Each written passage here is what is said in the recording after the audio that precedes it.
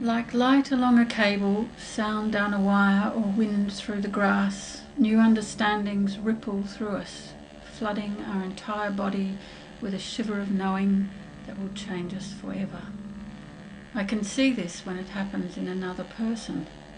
I can see it in their body, this passage of one way of being into another, this magical, creative shift, an intake of breath, a sudden sparkle in the eye, lengthening of the torso, a literal growth in stature as the creative event occurs, a visible leaning toward an idea to receive it. When it happens to another, they seem to me to be somewhere else. When it happens to me, I seem to be somewhere else, other than where we usually are. Where do we go for this creative moment to occur? If we go somewhere, if creativity has both a moment and a territory, exists in time and space, in a country of a kind, where is this country between knowing and unknowing, the emerging place of all that is brought into being, all new thought, all new human construction, all new experience, all new knowledge that is central to our existence as human beings? In many cultures, being in country describes having entered a place of belonging, of being purposefully within an environment to which one is spiritually connected and to which one has serious obligations, a collective space. It would seem to me that creativity is a space very like that, collective, serious, purposeful, of fundamental importance to us all.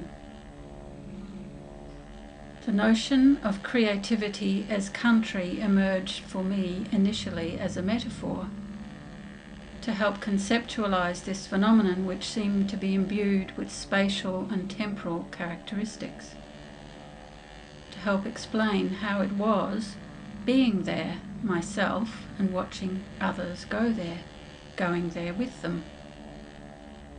It helped to conceptualize the rules I knew instinctively applied. For creativity, like all countries, has borders, laws governing conduct within those borders, and conditions of exit and entry, protocols. If certain procedures are not followed, we simply don't get in. This notion of country became over time more than metaphor. What kind of country brings a sparkle to the eye, a growth in stature, a delicious knowing shiver, a sense of having been backward and forward and in the middle all at once, in a place where the light, the sound, the wind of self blows through, yours and everyone's? What kind of place is that? When you've been there, it seems almost impossible to explain. It would be almost impossible to explain if we didn't have something to show of our travels, something to bring out that says it all. The yarns, the artifacts, the stories, the pictures, and the maps of where we went, what we did there, what we learned, the material proof of our discoveries.